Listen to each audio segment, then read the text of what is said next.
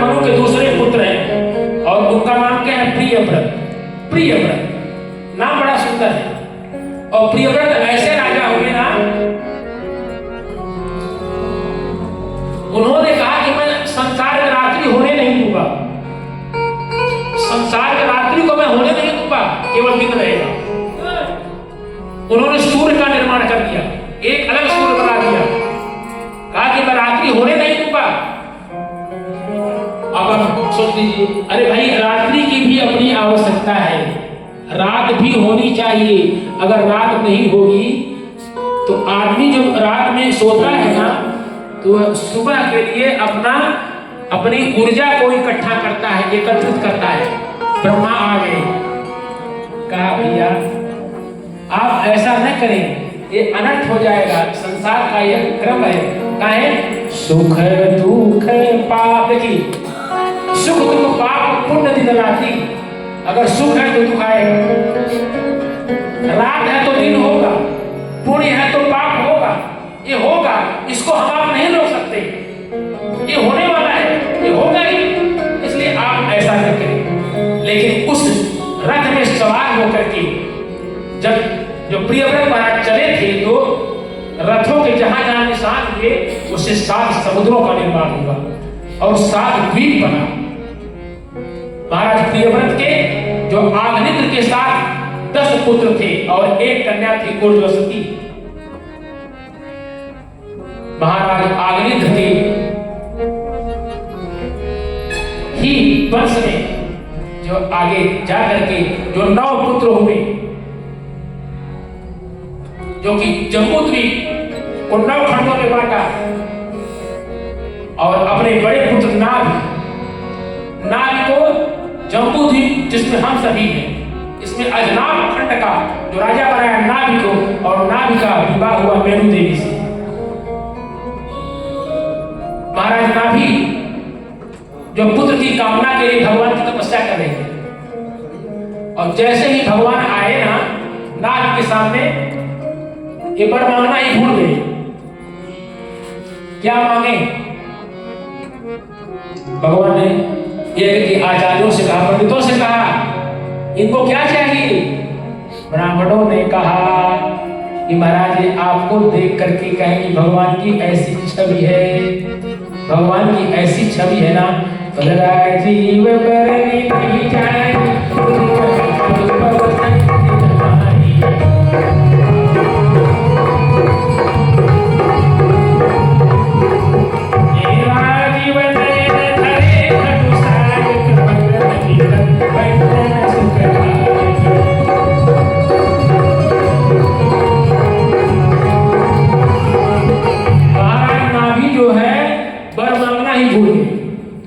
ब्राह्मणों से पूछा भगवान ने कि ये क्या चाहते हैं? तो ब्राह्मणों ने कहा कि आपके समान पुत्र चाहते हैं। भगवान ने कहा एवं मस्ती। भगवान ने नाभि और मेरू के द्वारा भगवान ऋषभ देव का प्रादुर्भाव होता है। बोलिए भगवान ऋषभ देव महाराज की जय। एक बार ऋषभ देव के राज में जो इंद्र ने मारे ईर्ष्या जो वर्षा नहीं किया, वर्षा बंद कर दिया।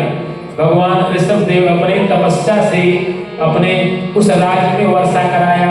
जब वर्षा हो गई तो इंद्र मारे लज्जा के अपनी पुत्री जयंती का विवाह ऋषभ देव भगवान के साथ कर दिया और भगवान ऋषभ देव और जयंती से 100 पुत्र हुए।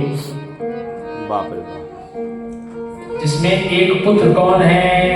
जिनके नाम से इस देश का नाम भारत पड़ा, भरत नाम है।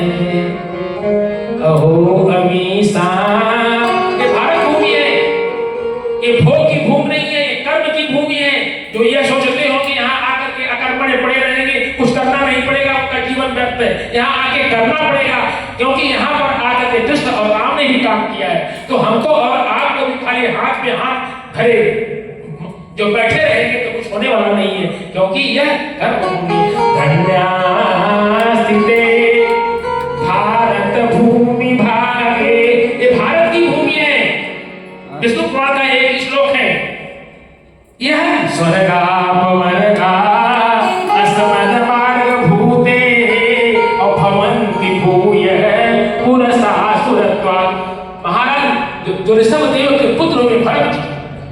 के नाम से इस देश का नाम भारत पड़ा।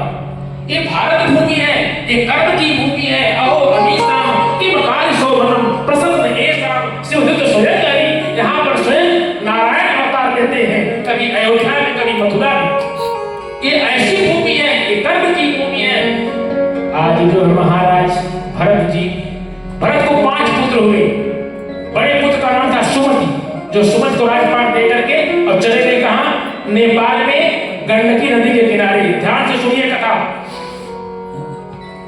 मेरा सबसे निवेदन है कि अंत समय में जब वृद्धावस्था हो जाए, असहाय हो जाए, तो क्या करिए? किसी भी जीव के प्रति मोह मत पालिए, चाहे वो कुत्ता हो, चाहे वो सूगा हो, चाहे खरहा खरही हो, जो भी। जानते हैं क्या हुआ?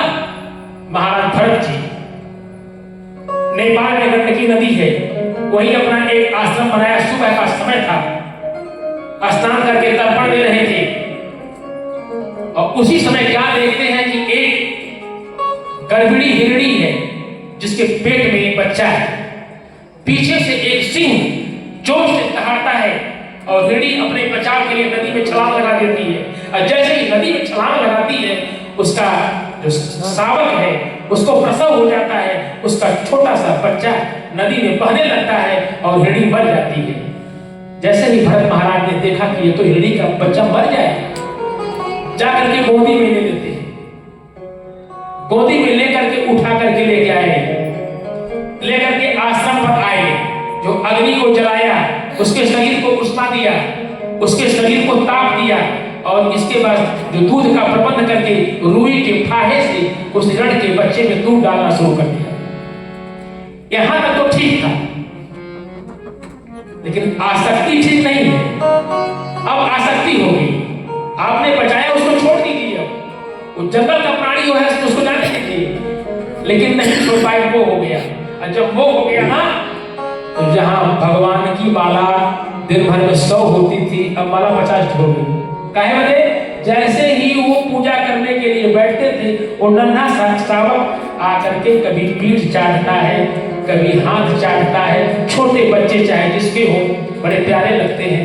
अब धीरे धीरे जो भरत महाराज की आसक्ति किसमें हो गई? मृग में हो गई, उस मृग के बच्चे में हो गई। और धीरे धीरे वह मृग का शावक जैसे तरुण हुआ, जवान हुआ, सयाना हुआ।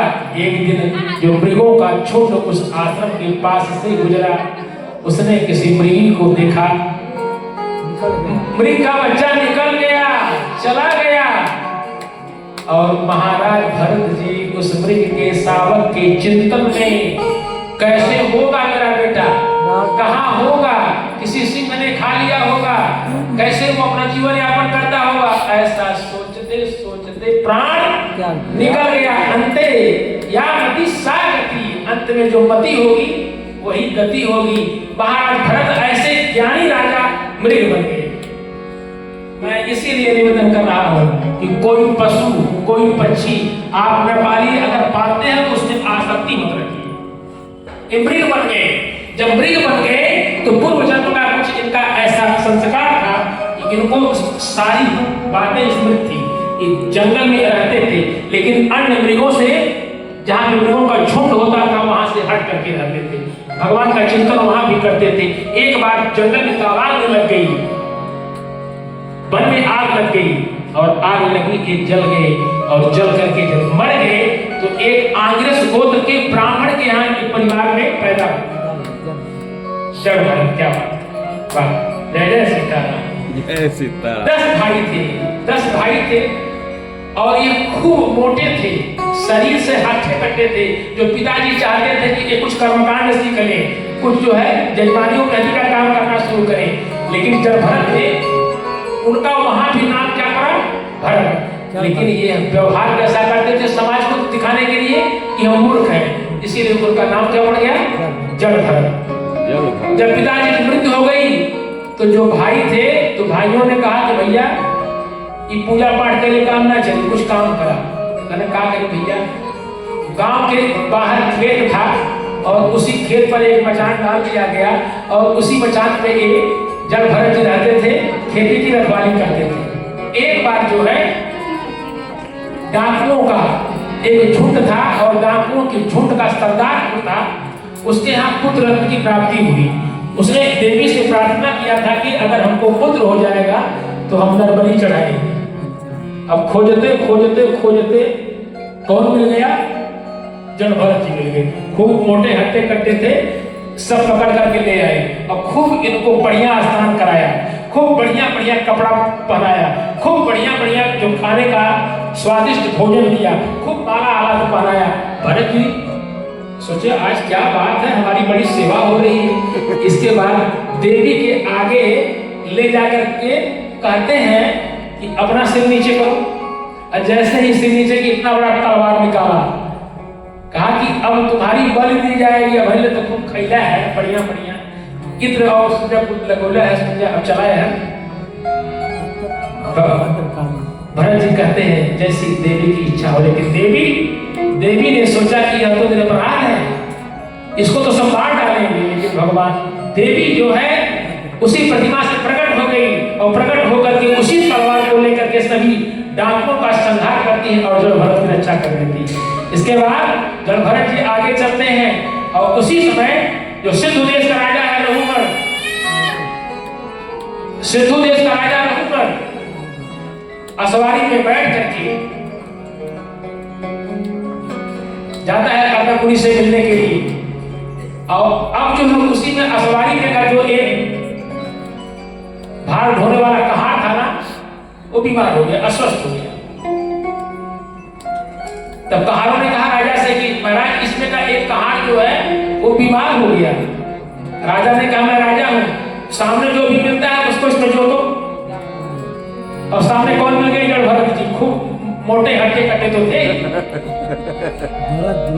जो कहारों ने इनको असवारी में लगा दिया। जब भाई असवारी होने का अभ्यास होना चाहिए, जब ये चलते थे तो क्या करते थे? ये नीचे देखते थे किसी जीव की हत्या न हो जाए, कोई जीव मेरे पांव के नीचे न आ जाए। और जब ऐसा देखते थे तो पांव जो है उछल करके बचा लेते थे। और जब ये उछलते थे तो असवारी उछलती थी, और जब असवारी उछलती थी तो राजा का जो सिर होता था जा करके उसमें लग जाता था। 2-3 बार उसने समझाया, कौन है भाई, तुम कायदे से चलाओ, तुम जानते नहीं मैं राजा हूं, मैं दंड दूंगा। तो कहारों ने कहा कि महाराज जो नहीं नैका कह रहा है हमें एकरे चलना आवत महाराज, हम तो सही चले गया, लेकिन हई जो नैका कह रहा है एकरे चलना आवत। रघुवर ने कहा तुम सावधान हो जाओ, मैं तुमको समझा रहा हूं, अभी समझा रहा हूं, तुमको दंड दूंगा और कायदे से दंड दूंगा। फिर चले कुछ दूर, फिर समझे अपना ही उछले, कोई जीव आ गया तो सोचे पांव के नीचे दब जाएगा।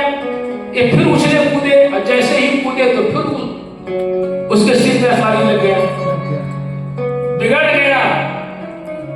और बिगड़ गया जब कि मैं तुमको दंड दूंगा।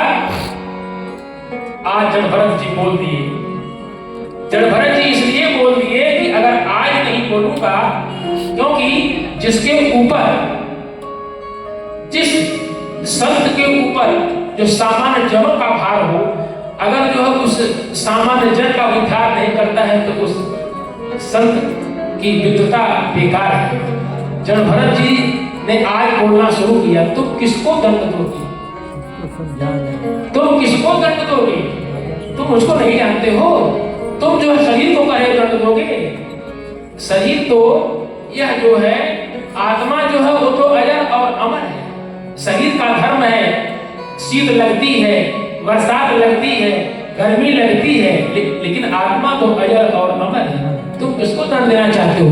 जैसे ही वेदांत की बात जब किया, जब भरत ने रहु पर नीचे कूद गया आसवारी से। अरे एक कौन है भाई, इतना विद्वान व्यक्ति जो वेदांत की बात कर रहा है, गले में जनेऊ है। रहु पर जोर से कहता है कि मैं किसी से नहीं डरता, लेकिन मैं एक से डरता हूं, और वो कौन है? आप लोगों से भी निवेदन है केवल एक से डरिए। आज रहु पर कह रहा है, ना हम बिसंके सुरराज बैठा,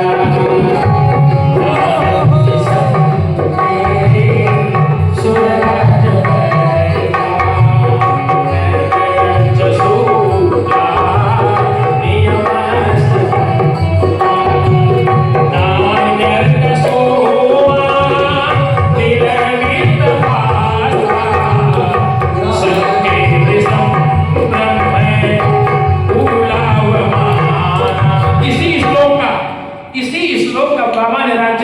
अनुवाद कर दिया है।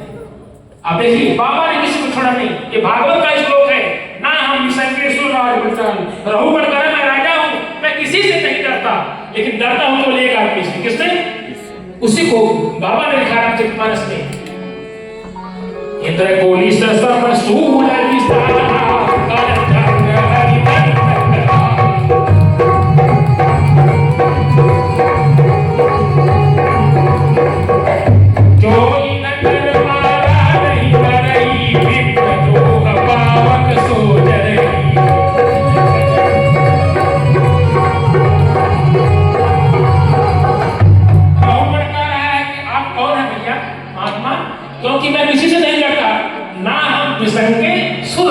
विस्तार मैं देवराज के अंदर से नहीं डरता, नहीं डरता। न त्रयक्ष शूल आए, न मैं शंकर के शूल से डरता हूँ, न यमस्थ दंड का, न मैं यम के दंड से डरता हूँ, और न मैं ब्रह्मा के पास से डरता हूँ। मैं केवल डरता हूँ किससे? कि मुझसे ब्राह्मणों का अपमान न हो जाए। मैं ब्राह्मणों के श्राप से डरता हूँ कि ब्राह्मण श्राप में हमको दे दें। आप कौन हैं? आप हमें बताएं कि आप कौन हैं? आपके गले में जनेऊ पड़ा हुआ, बड़ा सुंदर, बड़े मार्मिक ढंग से राजा जड़भरत ने राजा रहूपण को उपदेश दिया और बताया कि मैं भी राजा था। आज जड़भरत कर रहे हैं कि मैं ऋषभ का पुत्र राजा था, पूरे चक्रवर्ती सम्राट था पूरे भारत भूमि का। तुम आज सोच रहे हो कि मैं राजा, मैं भी राजा था, लेकिन इस शरीर का धर्म है।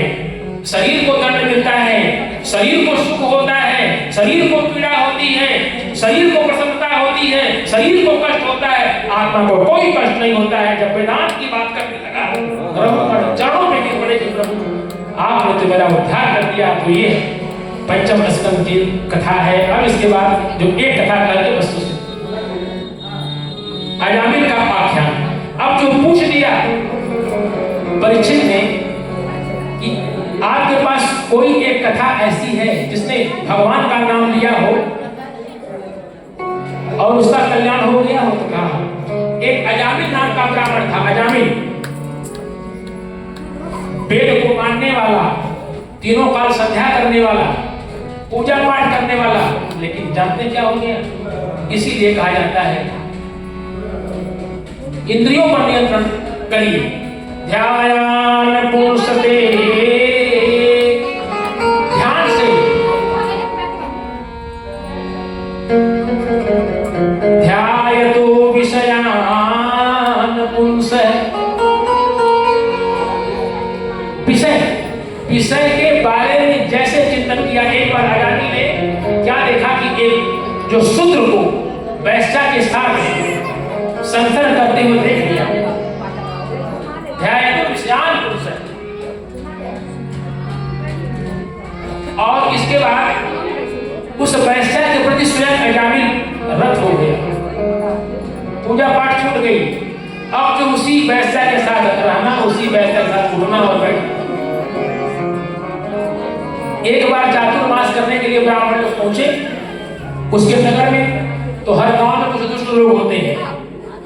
उन लोगों ने कह दिया कि महाराज चातुर्मास करने के लिए आप अजामिल के घर जाइए।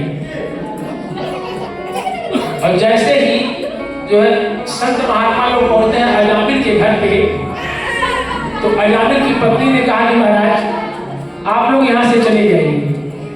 जैसे ही हमारे पतिदेव आएंगे ना, जो कुछ आप लोगों के पास कुछ छीन लेंगे, हमारे पति अच्छे नहीं है। संतों ने कहा हम लोग तो इसीलिए आए हैं, जो अच्छे नहीं है उनको अच्छा बनाना है ना, हम तो आज यहीं रहेंगे। उस वैश्या ने कहा कि महाराज हमारा अन्न जो है आपको जो खाने के लिए भी ठीक नहीं है, हमारा तो अन्न, हम वैश्या हैं। संतों ने कहा हम आज रुकेंगे तो आप वहीं थे। अजामिल की पत्नी ने कहा कि महाराज अगर रुकना है ना तो बगीचे में चले जाइए, आप हम सुविधा के साथ दे देते हैं, आप वहीं बनाइए।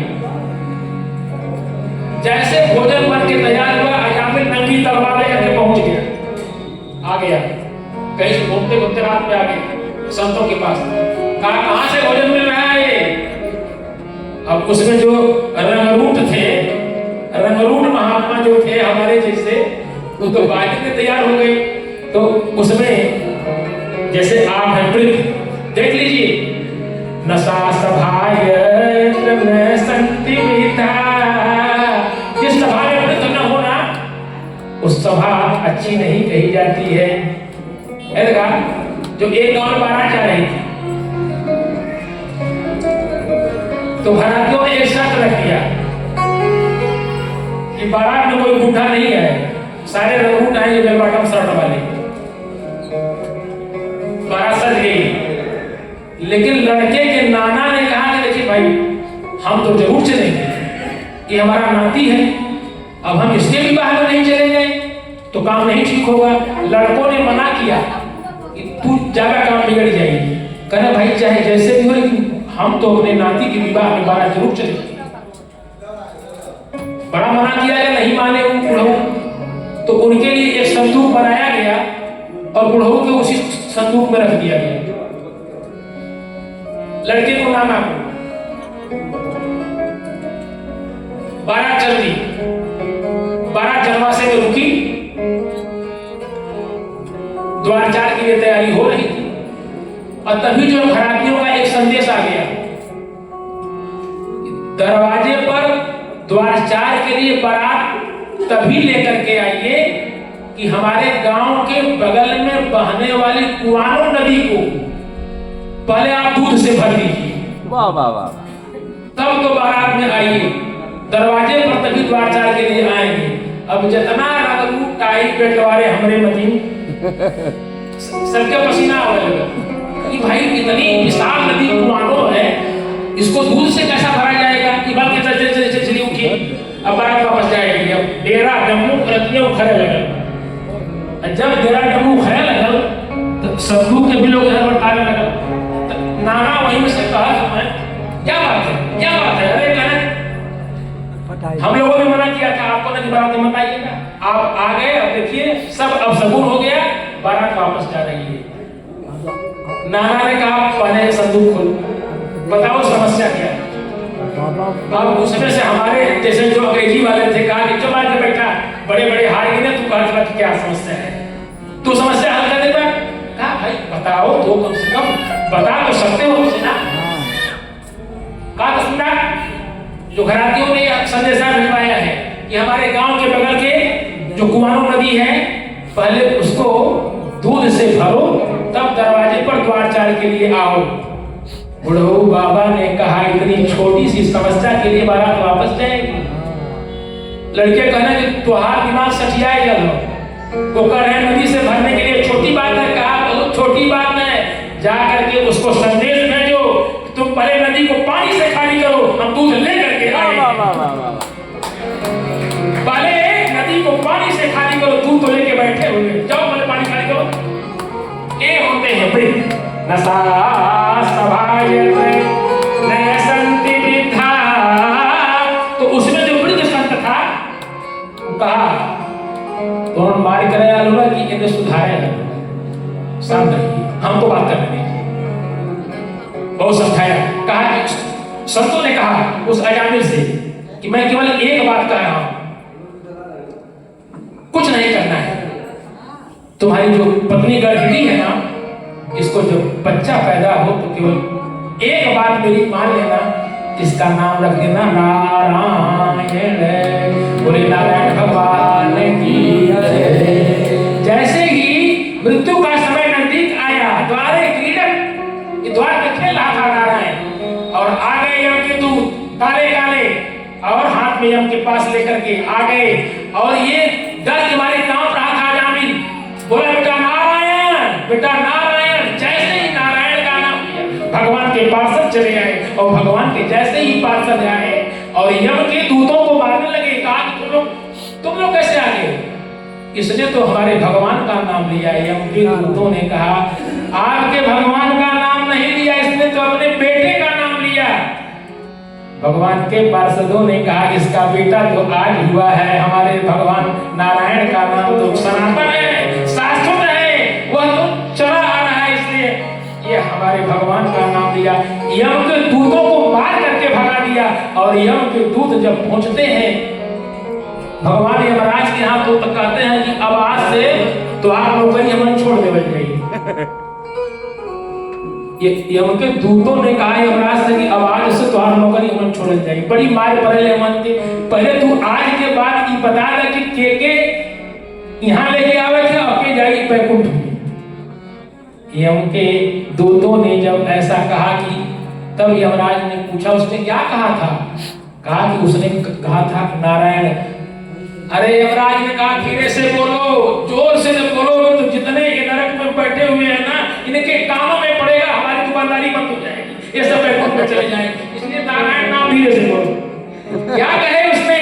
कहा कि नारायण का जिह्वान वक्ति भगवद गुण नाम ध्येयम् चेतश्चन असमरति तच्चरणारविन्दम् कृष्णाय नो नमति अच्चिरे कदापि दानानयत्र मनसो कृतविष्णु कृत्यान।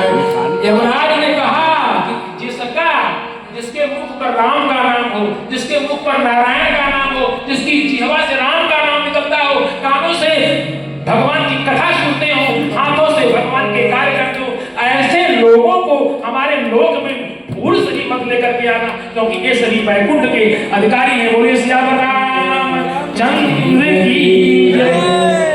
एक बात सुन लीजिए, जीवन में सदाचार अपनाइए, जीवन में कभी हिंसा मत करिए, जहां तक बन सके, जहां तक बन सके। भगवान ने खाने के लिए बहुत कुछ दिया है हम सबको, क्या वही खाएंगे तो तृप्ति होगी? इसलिए आप सभी से मेरा निवेदन है, इस मंच के माध्यम से संकल्प करें, प्रयास करें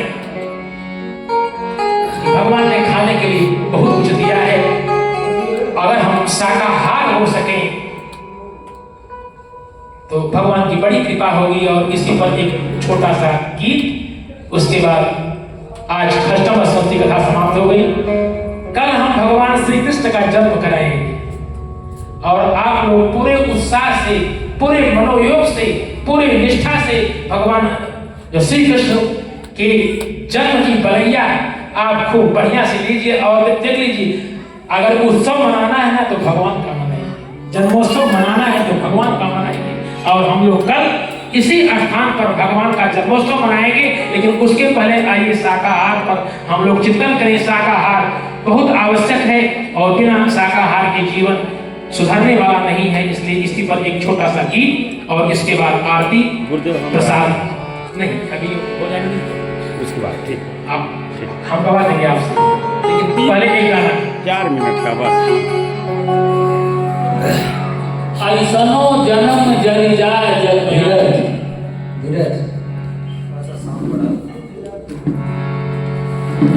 परमात्मा ने इतनी अच्छी व्यवस्था की हमारे लिए, और हम खाते क्या है? मांस, मछली। इसलिए कहना है ऐसनो जन्म जरी जाए हो जग में